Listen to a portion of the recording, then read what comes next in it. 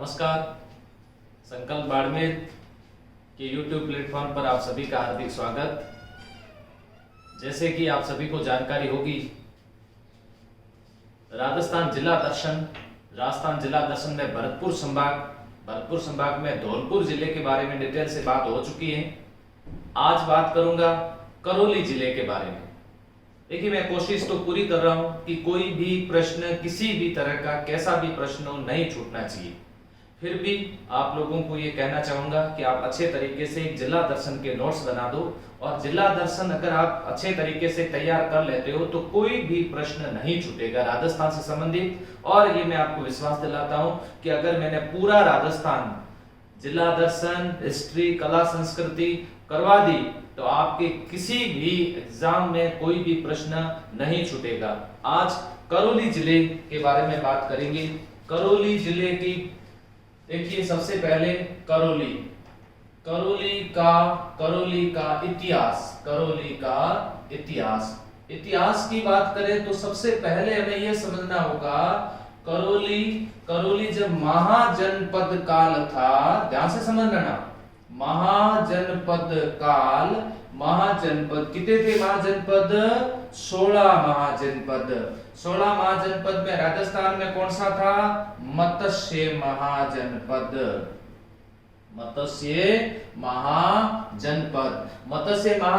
देखिए, हर किसी से संबंधित मेरी कोशिश क्या रहनी चाहिए, ऑनलाइन क्लास में क्या होता है, ऑनलाइन क्लास के अंदर आपसे तो डिस्कस होता नहीं। ऐसी स्थिति में जैसे मेरी ऑनलाइन 1 घंटे पर क्लास है और आप लोग 1 घंटे तक सारी बातें सुन रहे हो, तो मैं कोशिश करूंगा कि ज्यादा से ज्यादा प्रश्न साइड में और जो जितने भी बढ़ते हैं वो सब प्रश्न बताने की कोशिश करूंगा। मत्स्य जनपद की राजधानी क्या थी? मत्स्य जनपद की राजधानी विराट नगर थी। मत्स्य इस जनपद, ये जो है ना महाजनपद, इस महाजनपद और दूसरा सूरसेन महाजनपद के कुछ हिस्सा करौली का सूरसेन महाजनपद में और कुछ हिस्सा इसके अंदर आ जाता था। और इसकी राजधानी थी कौन सी? इसकी राजधानी थी मथुरा। तो इसका संबंध मथुरा से है। इसका संबंध किससे है? करौली का संबंध मथुरा से होगा। क्यों? क्योंकि मथुरा यादवों का स्थान है और करौली यादवों की रियासत है, यदुवंशी राजाओं की रियासत है। यदुवंशी राजा मथुरा से आया, एक राजा यदुवंशी जिसका नाम था विजयपाल। तो यहाँ ध्यान रखना, करौली सबसे पहले 1 नंबर प्रश्न याद रखना, यादव रियासत है। राजस्थान में यादवों की कितनी रियासत थी? राजस्थान में यादवों की 2 रियासत थी, एक करौली और दूसरी जैसलमेर। 2 यादवों की रियासत थी, यादव रियासत है। दूसरा याद रखना चंद्रवंशी, दूसरा प्रश्न याद रखना चंद्रवंशी। और ये अपने नाम के साथ, यहाँ के राजा अपने नाम के साथ पाल शब्द का प्रयोग करते थे, जैसे विजयपाल, अर्जुनपाल, तिमनपाल, धर्मपाल, गणेशपाल। इस तरह से पाल शब्द का प्रयोग करते थे, क्योंकि इस पाल शब्द में जो भाव निहित है वो है पालक। कैसे? गोपालक। यदुवंशी हैं, भगवान श्री कृष्ण के वंशज माने जाते हैं। चंद्रवंशी हैं, इसलिए ये अपने आप को गोपालक समझते थे। सिंह शब्द का प्रयोग अपने नाम के साथ नहीं करते थे। यादवों की रियासत, चंद्रवंशी। इसी के साथ मैं आगे बताना चाहता हूं, यहाँ इनके किस तरह से इनकी क्रमबद्धता रही, किस तरह से करौली स्थापित हुआ, रियासत करौली नगर स्थापित है। तो थोड़ा सा ध्यान से समझ लेना। शुरुआत यहां से होती है, यहां से बयाना, शुरुआत होती है बयाना से आ जाते हैं तिमनगढ़,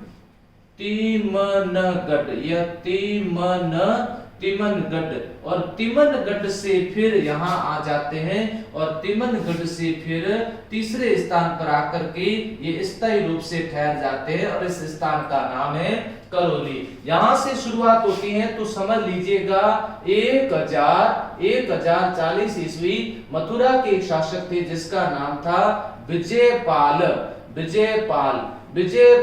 को करौली यादव वंश का यहाँ हम संस्थापक या फिर इनको आदि पुरुष भी कहते हैं, आदि पुरुष भी मानते। देखिए इस यादव वंश के, लेकिन वास्तविक संस्थापक कोई और होंगे, ये विजयपाल है, इनका नाम विजयपाल। इनके द्वारा बयाना दुर्ग, जिसे विजय मंदिर गढ़ कहते हैं, विजय मंदिर गढ़ का निर्माण करवाया गया। विजय मंदिर गढ़, बयाना का दुर्ग जिसे बादशाह का किला कहते हैं, जिसका निर्माण करवाया गया। तो यहाँ इनकी शुरुआत होती है 1040 ईस्वी से। कहां से होती है? बयाना से तिमनपाल, जिसके दूसरे अगले राजा का नाम था तिमनपाल यहाँ पर आ जाते हैं और तिमनगढ़ दुर्ग का निर्माण करवाते हैं।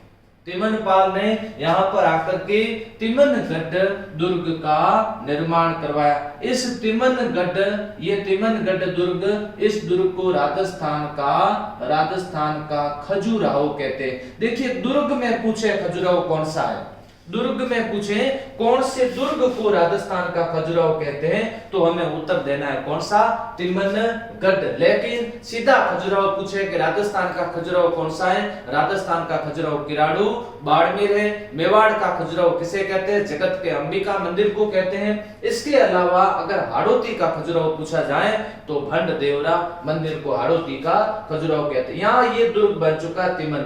इसके बाद में ये करौली 1348 ईस्वी अर्जुन पाल द्वारा कल्याणपुर नगरी की स्थापना की, जिसको वर्तमान के अंदर करौली कहते हैं, जिसे वर्तमान में करौली कहते हैं। तो इस तरह से एक क्रमबद्धता इनकी रहती है। इसी क्रमबद्धता से आप याद कर सकते हो, बयाना मुस्लिम आक्रमणकारियों के कारण बयाना छोड़ करके राजा तिमनगढ़ में आ जाते हैं। तिमनगढ़ छोड़ करके ये आ जाते हैं, एक नई नगरी स्थापित करते हैं और उसका नाम है करौली। 1348 ईस्वी अर्जुन पाल के द्वारा। तो करौली के संस्थापक, यहाँ पर करौली के जो वास्तविक संस्थापक हैं वो अर्जुन पाल होंगे। यहाँ एक नया प्रश्न बन चुका है, करौली के वास्तविक संस्थापक कौन थे? ये अगर प्रश्न पूछा जाए, करौली के वास्तविक संस्थापक अर्जुन पाल थे। तो इस तरह से इनकी क्रमबद्धता रहेगी। इसी क्रमबद्धता के साथ साथ में मैं करौली के यादव वंश के इतिहास की आपको जानकारी उपलब्ध करवा दूं। कौन कौन राजा थे और उनके द्वारा कौन कौन से संबंधित प्रश्न पूछे जाते हैं। देखिए सबसे पहले बात करते हैं, सबसे पहले राजा की बात करें, नंबर 1 विजयपाल के बाद में नंबर 2 तिमनपाल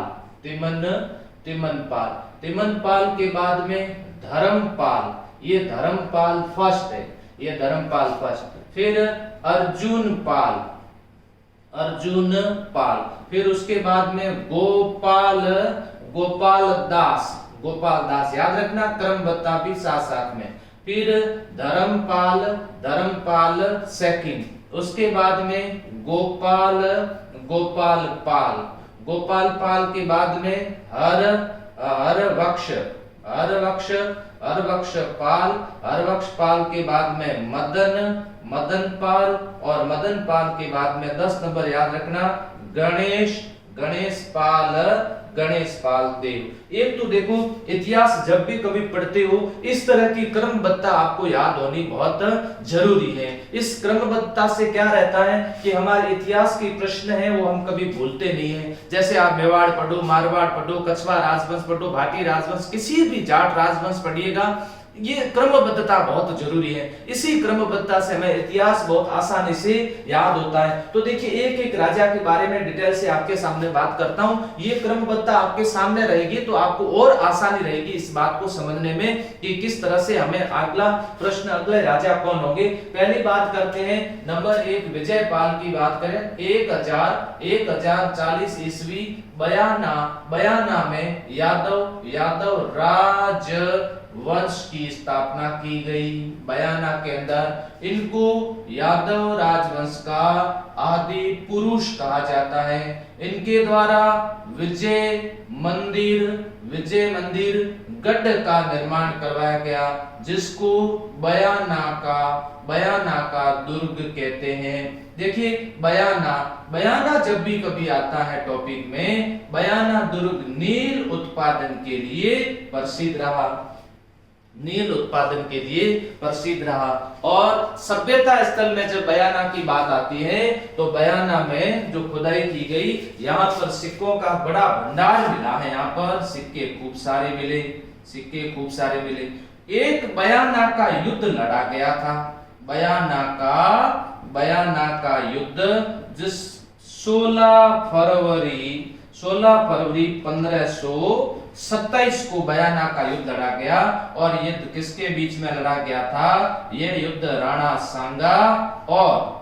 सांगा और बाबर के बीच में यह युद्ध लड़ा गया था। इस युद्ध को कहते हैं बयाना का युद्ध। उस समय बयाना के दुर्ग अध्यक्ष कौन थे?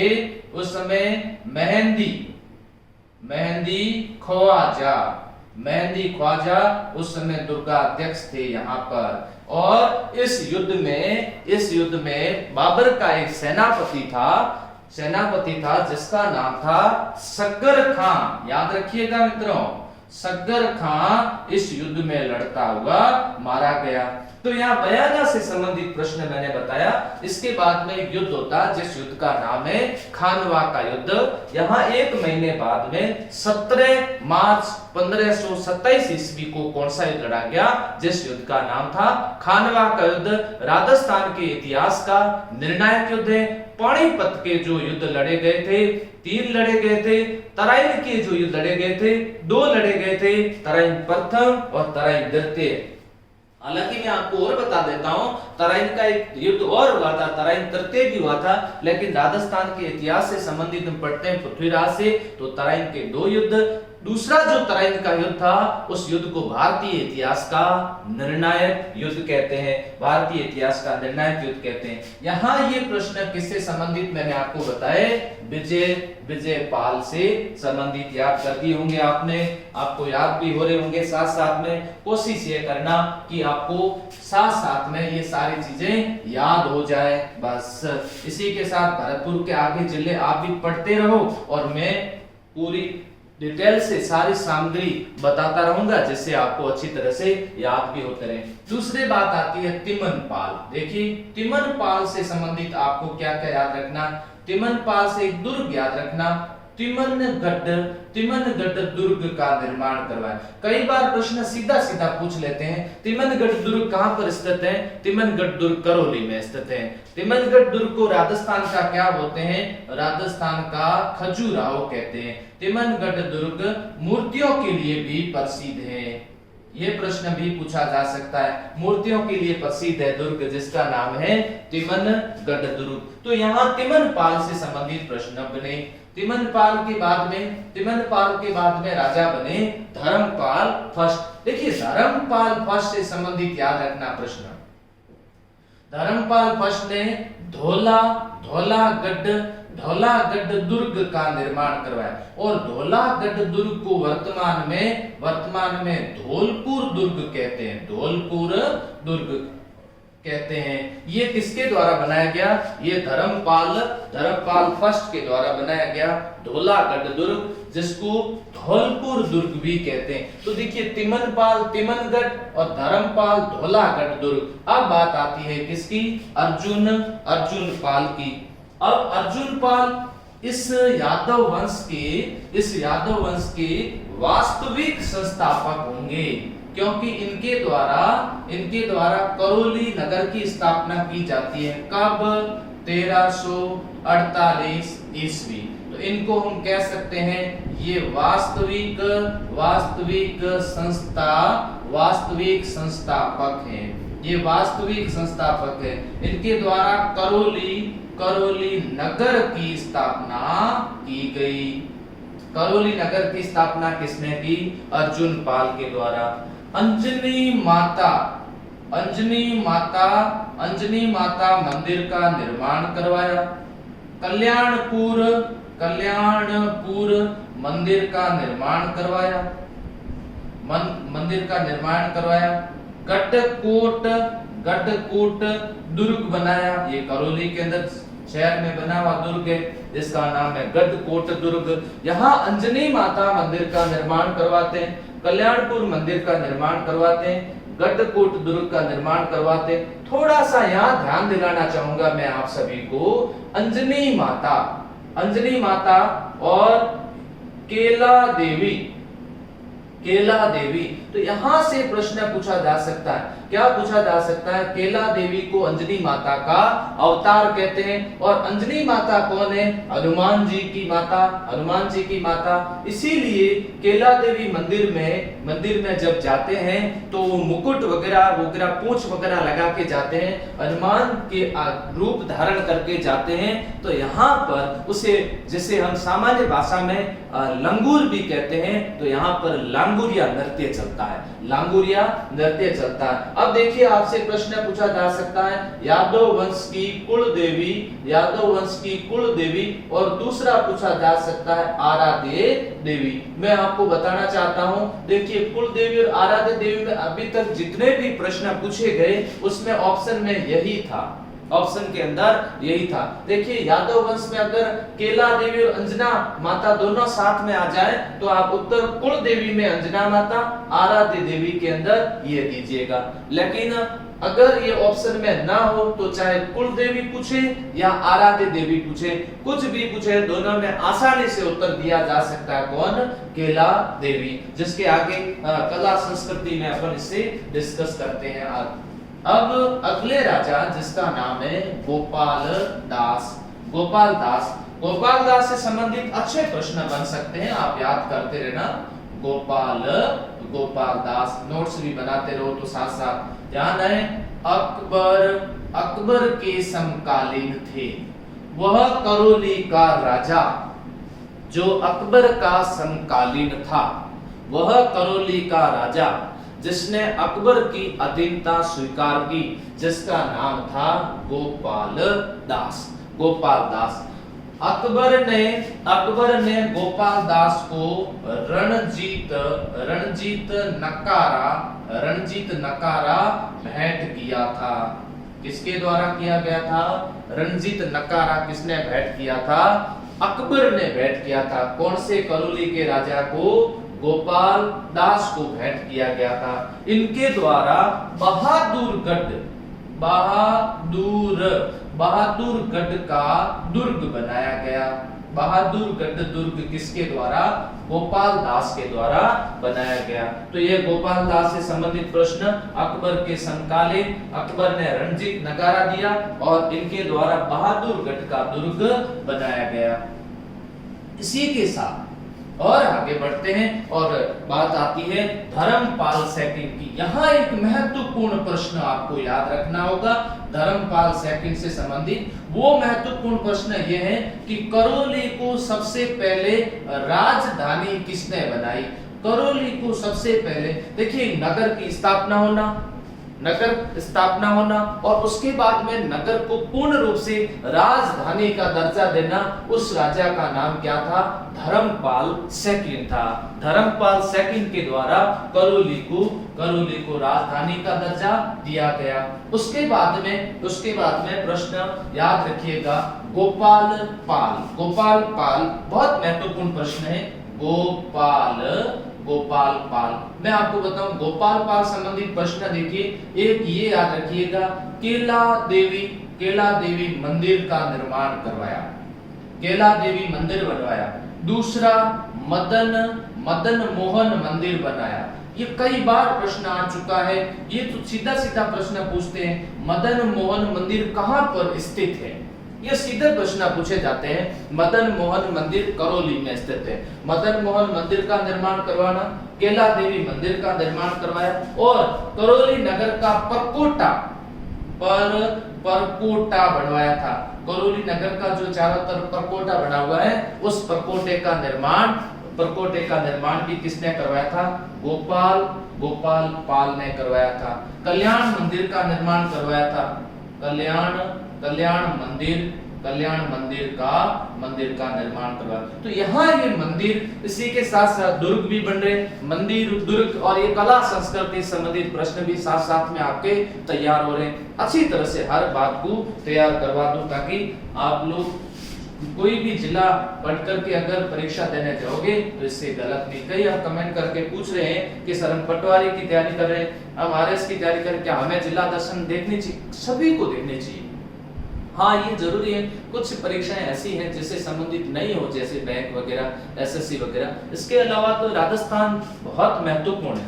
हर वक्ष पाल, ध्यान रखना, अब बात आती है हर वक्ष पाल वेरी इंपॉर्टेंट प्रश्न। 15 नवंबर 1817 ईस्वी ईस्ट इंडिया कंपनी के साथ सहायक संधि की सबसे पहले इस संधि का नाम क्या था? आश्रित पार्थक्य की संधि। ये किसके द्वारा, इसमें मुख्य भूमिका किसकी थी? Charles Metcalfe. तो यहाँ सबसे महत्वपूर्ण प्रश्न ये बनेगा कि ईस्ट इंडिया कंपनी के साथ आश्रित पार्थक्य की संधि करने वाली राजस्थान की पहली रियासत कौन सी थी? राजस्थान की पहली रियासत थी करौली। संधि करौली, आखिर में कर जन छोड़ाई, संधि करौली तो कर ले। देखिए ध्यान से सुनना, संधि कर ले। सबसे पहले अंग्रेजों का किसने रखा था पक्ष? ध्यान रखना, सबसे पहले अंग्रेजों का किसने लिया था पक्ष? वो थे हरवक्ष। याद रख जाएगा, मुझे उम्मीद है कि आपको याद रह जाएगा। सबसे पहले अंग्रेजों का किसने लिया था पक्ष? वो था हरपक्ष। संधि करौली, तो सबसे पहले संधि किसने की थी? सहायक संधि करौली। और 1817 सबसे अंत में संधि करने वाली, आश्रित पार्थक्य की सहायक संधि सबसे अंत में करने वाली रियासत कौन सी थी? सिरोही थी। अनाक्रमण रक्षात्मक संधि करने वाली राजस्थान की पहली रियासत कौन सी थी? भरतपुर थी। यही आश्रित पार्थक्य की जो संधि है, ये संधि विस्तृत रूप से करने वाली पहली रियासत कौन सी थी? वो कोटा थी। तो यहाँ पर सबसे पहले संधि करौली, तो ये संधि कर ली। और ये राजा कौन थे? हरबख्श पाल थे। हरबख्श ने सबसे पहले अंग्रेजों का लिया था पक्ष। इसमें संधि करवाने की महन भूमिका किसकी थी? चार्ल्स मैटकॉफ की थी। तो देखिए यहाँ हमने हरबख्श पाल तक ये सारी बातें पढ़ ली है। अब बात आती है किसकी? मदन पाल। देखिए मदन पाल से संबंधित प्रश्न, मदन पाल 1857 की क्रांति के समय अंग्रेजों का 1857 क्रांति के समय अंग्रेजों का सहयोग किया। जनरल रॉबर्ट्स जब सेना लेकर के आते हैं, करौली के राजा मदन पाल की सहायता से कोटा को क्रांतिकारियों से मुक्त करवाया था।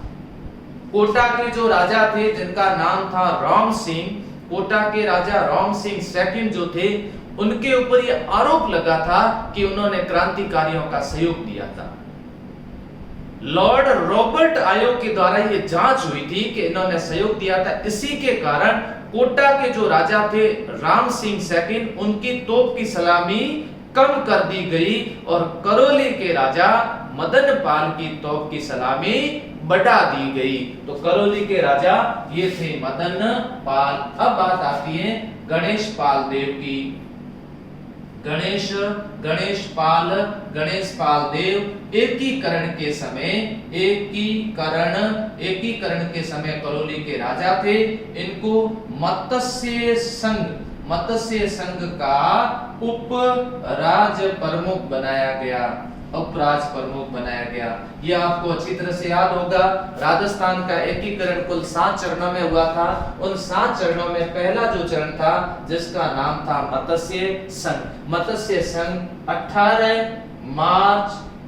18 मार्च 1948, फिर 25 मार्च 1900 ये दूसरा संघ बना था, और फिर 18 अप्रैल 1948 ये पहला मत्स्य संघ, ये पूर्व राजस्थान संघ, ये संयुक्त राजस्थान, 3 तो हो गए 48 में। और फिर 30 मार्च 1949 व्रत राजस्थान संघ, ये चौथा हो गया। 15 मई 1949 ये पांचवा हो गया। व्रत राजस्थान के बाद कैसा होगा? संयुक्त व्रत राजस्थान संघ बन गया। तो यहाँ पर फिर 26 जनवरी 1950 राजस्थान संघ, और राजस्थान संघ के बाद 1956 को राजस्थान का पूर्ण निर्माण होता है। तो यहाँ मत्स्य संघ बना, तब इनको उप राज प्रमुख बनाया गया। राज प्रमुख कौन बने थे? राज प्रमुख धौलपुर के राजा उदयभान सिंह राज प्रमुख बने थे। तो यहाँ करौली के इतिहास से संबंधित और कौन कौन से प्रश्न पूछे जाते हैं वो मैं आपको बता दूं। देखिए, एक याद रखिएगा, एक तो करौली की प्रजामंडल का प्रश्न पूछा जा सकता है। करौली प्रजामंडल से संबंधित प्रश्न है तो याद रखिए करौली प्रजामंडल। करौली प्रजामंडल की स्थापना 1939 ईस्वी में हुई और इसके संस्थापक थे त्रिलोक चंद माथुर। मैं कई बार कहता हूं, करौली की जो माया है 3 लोक सुन्यारी है। तीन लोक सुन्यारी है क्योंकि संधि सबसे पहले की थी। प्रजामंडल करौली के अंदर कुंवर मदन सिंह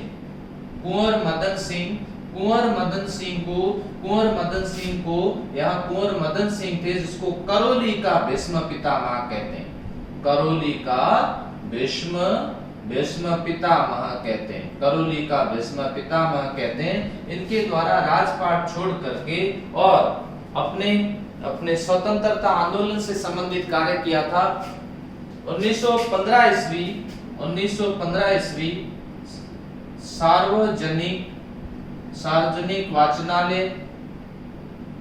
सार्वजनिक वाचनालय बेगारी विलाप एक पुस्तक लिखी थी। बेगारी विलाप, बेगार से संबंधित आंदोलन भी चलाया था। बेगारी विलाप एक इनके द्वारा पुस्तक भी लिखी गई थी जिसका नाम है कुंवर मदन सिंह। याद रखना, कुंवर मदन सिंह। एक इनसे करौली संबंधित ये भी प्रश्न आता है, इंदुबाला सुखाड़िया का जन्म स्थान करौली था। इंदुबाला सुखाड़िया की कर्म स्थली उदयपुर थी। इनका विवाह मोहनलाल सुखाड़िया से किया गया। मोहनलाल सुखाड़िया राजस्थान में सर्वाधिक लंबे समय तक रहने वाले मुख्यमंत्री। मोहनलाल सुखाड़िया को आधुनिक राजस्थान का निर्माता कहते हैं। मोहनलाल सुखाड़िया ने राजस्थान में कितने बार मुख्यमंत्री पद की शपथ ली थी? 4 बार मुख्यमंत्री पद की शपथ ली थी। यहाँ इंदुबाला सुखाड़िया से संबंधित प्रश्न भी पूछा जा सकता है।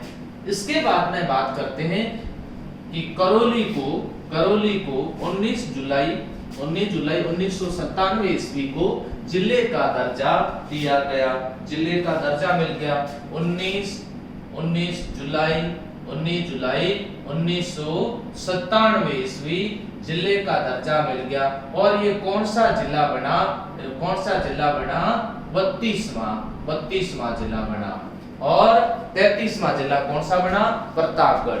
जिला 32वां है, लेकिन परिवहन कोड 34 है। इसका परिवहन कोड क्या है? 34 है। ये भी साथ में मिक्स करके याद रखिएगा। तो इससे संबंधित सारी बातें आपको क्या हो जाएगी? याद हो जाएगी, ऐसी मैं उम्मीद करता हूं। तो करौली के इतिहास की आपको जानकारी मैंने प्रदान की। राजा से शुरुआत की, विजयपाल से, तिमनपाल, धर्मपाल, अर्जुनपाल, गोपाल दास, फिर धर्मपाल सेकंड, फिर गोपाल पाल, और उसके बाद हरबख्शपाल, मदनपाल और गणेशपाल देव। करौली प्रजामंडल और करौली का गठन कब हुआ? करौली को जिले का दर्जा कब दिया गया? इससे संबंधित सारी जानकारी आपको उपलब्ध करवाई गई। इसमें अब बात आती है, अब पढ़ेंगे करौली की कला और संस्कृति।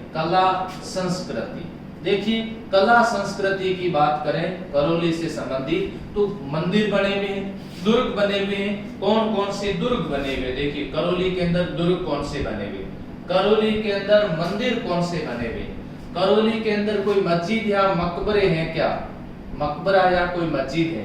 करौली से संबंधित कोई प्रसिद्ध नृत्य है?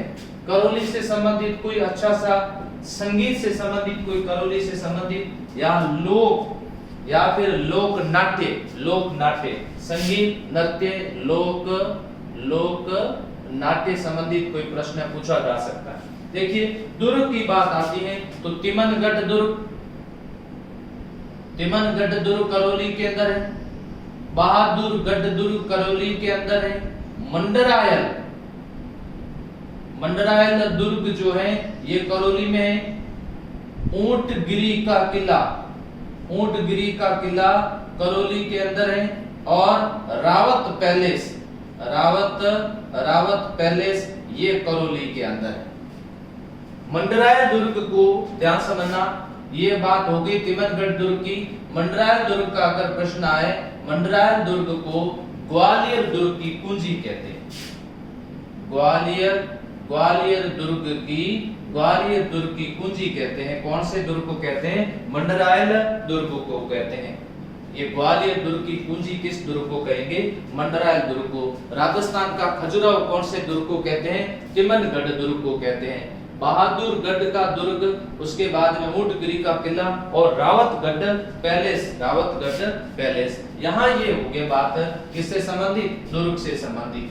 इसके अलावा मंदिर में प्रश्न आए, बहुत अच्छे प्रश्न पूछे जाएंगे। ये प्रश्न पूछा जा सकता है केला देवी का मंदिर, दूसरा कल्याण जी का मंदिर, तीसरा मदन मोहन मंदिर, मकर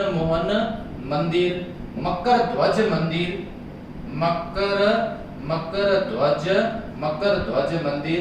ये प्रश्न कई बार पूछे जा सकते हैं और पूछे भी गए। देखिए केला देवी के मंदिर गोपाल पाल के द्वारा करवाया गया। कालीसिल नदी और वहां पर एक छतरी बनी हुई है जिसका नाम है बोहरा की छतरी। यहाँ बोहरा की छतरी से संबंधित भी प्रश्न आ सकता है कि बोहरा की छतरी कहाँ बनी हुई है, गोपाल पाल की छतरी कहाँ बनी हुई है, अर्जुन पाल की छतरी कहाँ बनी हुई है। तो यहाँ छतरी से संबंधित भी अगर एक प्रश्न आए, कल्याण जी का मंदिर, मदन मोहन मंदिर किससे संप्रदाय का है? ये याद रखना, ये गोड़िये संप्रदाय का है। ये संप्रदाय का है, गोड़िये संप्रदाय का मंदिर बना। देखिए मैं गोड़िये संप्रदाय संबंधित भी प्रश्न संप्रदाय से संबंधित जब भी टॉपिक करवाऊंगा तब उसमें आपको ये भी साथ साथ बताता रहूंगा। गोड़िये संप्रदाय संबंधित मकर ध्वज मंदिर बना हुआ है। ये करौली से संबंधित मंदिर की बात आती है। मंदिर, दुर्ग, मकबरों से संबंधित एक मस्जिद बनी हुई है यहाँ पर करौली के अंदर, कबीर शाह की, जैसे दरगाह कहते हैं, कबीर शाह की दरगाह बनी हुई। याद रखना, कबीर शाह की दरगाह, कबीर शाह का करौली से याद रखना। नृत्य, सबसे प्रसिद्ध नृत्य उसका नाम है लांगुरिया नृत्य। केला देवी मेले का प्रसिद्ध नृत्य है जिसका नाम है लांगुरिया नृत्य। और लांगुरिया नृत्य केला देवी की आराधना में लांगुरिया नृत्य किया जाता है तथा लांगुरिया गीत गाया जाता है। लांगुरिया नृत्य और लांगुरिया गीत। यहाँ एक और मैं जानकारी दे दूं, इसी मंदिर के साथ साथ जानकारी दे दूं, एक महावीर जी का मंदिर बना हुआ है। महावीर जी का मंदिर बना हुआ है। कहां पर बना हुआ है? हिंडौन सिटी करौली के अंदर बना हुआ है। महावीर जी जैन धर्म के 24वें तीर्थंकर थे। महावीर जी का जो ये मंदिर और महावीर जी का जो यहाँ लगने वाला मेला, ये जैन धर्म का सबसे बड़ा मेला है। जैन धर्म का सबसे बड़ा मेला ये कब लगता है? ये लगेगा चैत्र शुक्ला 13, जिस दिन महावीर जयंती मनाई जाती है। याद रखना मित्रों, महावीर जयंती कब मनाई जाती है? चैत्र शुक्ला 13। और इसी के साथ साथ में अगर अपना एक और प्रश्न आता है कि केला देवी का लखी मेला कब लगता है? केला देवी का लखी मेला ध्यान समझना, चैत्र शुक्ला अष्टमी को लगता है, जब चैत्र के चल रहे होते हो नवरात्रा। चैत्र के नवरात्रा तो यहाँ चैत्र के नवरात्रा शुक्ला अष्टमी को केला देवी का लखी मेला लगता है। केला देवी का लखी मेला लगता है। तो यहाँ महावीर जी मेला कब लगेगा? केला देवी मंदिर और केला देवी का मेला कब लगता है? इसी के साथ साथ में आपको नृत्य में याद रखना है लांगुरिया नृत्य, और एक होली बहुत प्रसिद्ध है करौली की, वो कौन सी है? लठमार होली। कहाँ की है? महावीर जी करौली, महावीर जी करौली की लठमार होली प्रसिद्ध है। जैसे बाड़मेर की पत्थर मार होली प्रसिद्ध है, उसी तरह हिनाय अजमेर की जिस तरह कोड़ा मार होली प्रसिद्ध है, ब्यावर की जिस तरह देवर भाभी की होली प्रसिद्ध है, बीकानेर की जिस प्रकार डोलची मार होली प्रसिद्ध है, उसी प्रकार यहाँ की लठ मार होली प्रसिद्ध है। नृत्य के साथ साथ में नाट्य की बात करें तो करौली के अंदर कन्हैया ख्याल, करौली के में कन्हैया ख्याल प्रसिद्ध, करौली में कन्हैया ख्याल प्रसिद्ध है। टुम्मा संगीत प्रसिद्ध है, करौली का एक संगीत है जिसका नाम है टुम्मा संगीत करौली का प्रसिद्ध है। ये भी याद रखना, साथ साथ के अंदर संगीत से संबंधित प्रश्न आता है। लोक नाट्य, वैसे ये ख्याल किससे संबंधित प्रश्न है? लोक नाट्य संबंधित है, और ये प्रश्न किससे संबंधित बन सकता है? संगीत संबंधित। और ये बात आई हमारे नृत्य संबंधित, जिसको लांगुरिया नृत्य, और ये भी एक तरह का नृत्य ही कह सकते हैं, गैर नृत्य है। लठमार होली पर किया जाने वाला एक नृत्य से संबंधित भी प्रश्न पूछे जा सकते हैं। तो यहाँ करौली की कला संस्कृति, करौली से संबंधित कला संस्कृति के प्रश्न आपको मैंने बता दिए।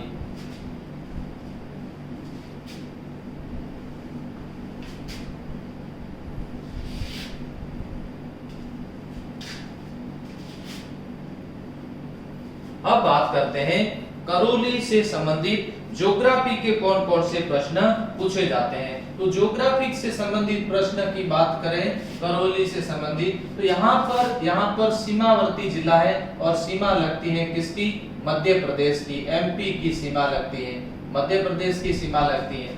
इसके अलावा राजस्थान के अंदर धौलपुर की सीमा लगती है, भरतपुर की सीमा लगती है, भरतपुर के अलावा इधर दौसा की सीमा लगती है, और इधर सवाई माधोपुर की सीमा लगती है। कौन से जिले की? करौली जिले से संबंधित सीमा लगती है। इसमें करौली जिले से संबंधित जो बात आती है, अगर हम नदी की बात करें, यहाँ नदी करौली शहर में से होकर के चलने वाली नदी, जिसका नाम है भद्रावती नदी। भद्रावती नदी करौली शहर में से होकर के चलती है। करौली शहर को भद्रावती नदी के बाढ़ से बचाने के लिए चूली देह परियोजना चलाई गई। देखिए करौली जिले की परियोजना, करौली जिले की दो परियोजना, एक है चूली देह, दूसरी है जग्गर परियोजना। जग्गर परियोजना, नदी का नाम देखिए जग्गर ही है, ध्यान रखना। लेकिन चूली दे परियोजना में नदी का नाम चूली दे नहीं है, नदी का नाम कौन सा है? भद्रावती नदी है। नदी का नाम क्या है? भद्रावती नदी है। देखिए भद्रावती नदी के बाढ़ से करौली शहर को बचाने हेतु कौन सी परियोजना चलाई जा रही है? चूली देह परियोजना चलाई जा रही है। जग्गर परियोजना कौन सी नदी पर है? जग्गर नदी पर है। जग्गर परियोजना कौन से जिले से संबंधित है? जग्गर परियोजना करौली जिले से संबंधित है। करौली जिले से संबंधित नदी से संबंधित जो प्रश्न है मैंने आपको बता, देखिए एक बांध बना हुआ मिट्टी का जिसका नाम है पांचना बांध, यूएस अमेरिका के सहयोग से बना ये बांध है पांचना बांध। 5 नदियों का पानी आकर के इसमें समाहित हो जाता है। मिट्टी से निर्मित राजस्थान का सबसे बड़ा बांध है, सबसे बड़ा बांध है। सबसे ऊंचा बांध कौन सा है? सबसे ऊंचा बांध जाखम बांध है। देखिए मिट्टी से निर्मित है। यहाँ पर 5 नदियां कौन कौन सी? भद्रावती, भैंसावट, बरखेड़ा, अट्टा और माची। यहां याद रखना है कि भद्रावती भैंसावट मासी ने, ध्यान रखना, भद्रावती भैंसावट मासी ने अट्टा को लेकर बखेड़ा खड़ा कर दिया। अट्टा को लेकर क्या कर दिया? बखेड़ा खड़ा कर दिया। किसने? भद्रावती और भैंसावट मासी ने अट्टा को लेकर बखेड़ा खड़ा कर दिया। इस नदियां, ये 5 नदियां हैं, इसमें से एक नदी है जिसका नाम है भद्रावती नदी। और ये भद्रावती जो नदी है वो भद्रावती नदी पर एक परियोजना चलाई गई जिसका नाम है चूलीदेव परियोजना। यहाँ पर एक पन बिजली परियोजना भी चल रही है करौली के अंदर, उसका नाम है राहु घाट पन बिजली परियोजना। बिजली परियोजना, राहु घाट पन बिजली परियोजना यहाँ से चलाई जा रही है, राहु घाट पन बिजली। इसी के साथ साथ करौली जिले संबंधित प्रश्न आता है। करौली का परिवहन कोड पूछा जाता है RJ34 परिवहन कोड। करौली का शुभंकर पूछा जाए तो घड़ियाल है, घड़ियाल। करौली का शुभंकर घड़ियाल, करौली का शुभंकर है।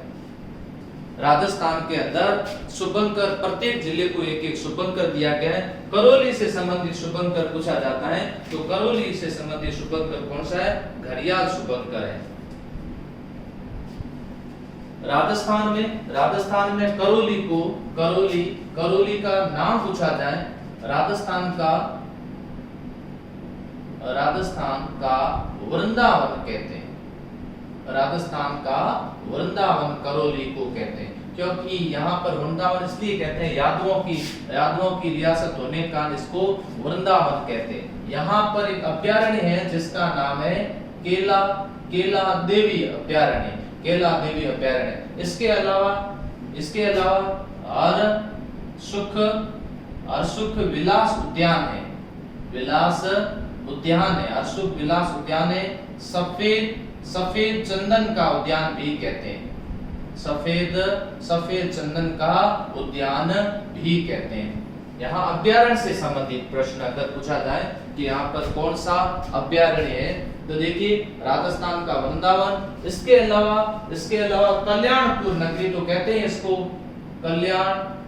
कल्याणपुर नगरी कहते हैं, पुरी नगरी कहते हैं, गोपाल नगरी भी कहते हैं इसको, गोपाल नगरी भी इसे कहते हैं। किसको? करौली को कहते हैं। तो ये राजस्थान के पूर्वी जिलों में से, और किस सीमावर्ती जिला, एमपी पर के सीमावर्ती जिला, इस क्षेत्र के अंदर, इसमें ये एमपी का सीमावर्ती क्षेत्र है। बिहड़ जैसे सवाई माधोपुर हो गया, करौली है, फिर आगे ये धौलपुर आ गया, ये तीनों सीमावर्ती क्षेत्र हैं। यहाँ पर बिहड़ की तो अधिकता है ही, बिहड़ क्षेत्र वैसे सवाई माधोपुर, धौलपुर, करौली के अंदर डांग, इसलिए डांग की रानी किसे कहते हैं? करौली को एक और उपनाम से आप याद कर सकते हैं, जिस उपनाम में इसे कहते हैं डांग की रानी कहते हैं करौली। तो करौली से संबंधित इतिहास, कला, संस्कृति और करौली से संबंधित सारी बातें मैंने आपको बता दी। देखिए करौली के एक व्यक्ति हैं जिसका नाम सुंदर गुर्जर करौली के थे। उनके द्वारा वर्ल्ड पैरा एथलेटिक चैंपियनशिप के अंदर स्वर्ण पदक जीता था। तो ये भी आप नोट्स बनाओ तो साथ में ये लिख देना, सुंदर गुर्जर का भी प्रश्न साथ में याद रखना। ये सारी बातें डिटेल से आपके सामने जिला दर्शन में। उम्मीद करता हूं कि ये जिला दर्शन की सीरीज आपको बहुत पसंद आ रही है और काफी संख्या के अंदर आप लोग देख रहे हैं, जुड़े हुए हैं, और आप लोग इसी के साथ में कमेंट बॉक्स के अंदर बताते रहें कि आप लोगों को और क्या किस तरह से जानकारी और कैसी जानकारी चाहिए। उम्मीद करता हूं कि मैं बेहतर जानकारी आप तक पहुंचाने की कोशिश करूंगा। धन्यवाद।